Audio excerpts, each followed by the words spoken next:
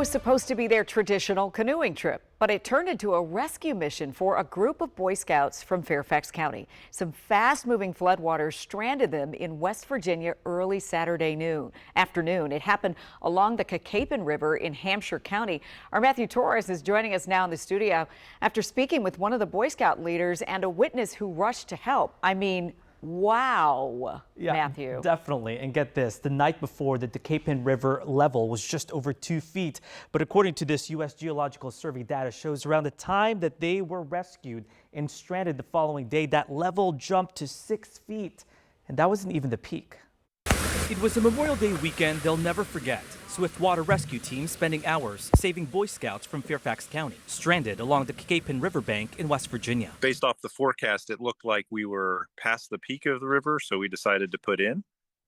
But as we got on the river, the water levels started rising rapidly, and it became clear that it was going to be a little bit more than we bargained for. The Assistant Scoutmaster of Troop 1865 says they hold a river trip every Memorial Day weekend. They had already been out on the water that morning with no issues, but later the current proved too strong. We had 15 canoes with our 31 total scouts, and the majority of our canoes either tipped over or took on water in some fashion, which is why we made the conscious decision to direct everybody to shore. Luckily, somebody happened to step outside and heard yells from across the river. Jeffrey West was staying at a cabin nearby where some of the boys tipped over. He not only called for rescue crews, but his mother transformed their cabin into a refuge for the boys. She started serving up a whole bunch of hot chocolate and sandwiches and realized we needed more food. So she called the pizza place and drove into town and bought them a whole bunch of pizzas, wrapped them in blankets, dried them off. The EMS started doing medical checks. So, of course, in the moment, some of them were scared, but they also were courageous, which is one of the Scout values. Luckily, no one was hurt. Leaders say they're looking into changes to better keep everyone prepared and protected. We looked at specific factors like water levels and trend lines,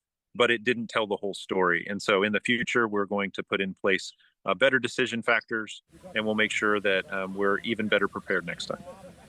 Troop 1865 is now asking anyone who comes across items that the Scouts lost during this trip to email them at troop1865canoe@gmail.com. That email address can also be found under this story on our website. Meanwhile, the National Weather Service says when it comes to rain that we saw over the weekend, people can still be swept away, even if a stream may not be quote-unquote flooding. Leslie? Wow, what an incredible situation there. And the good news is that at least they were sort of prepared for this. Right. So they all kind of went in with their eyes open, and they all truly were courageous. What a great ending there with all the drama in between. Matthew, thank you.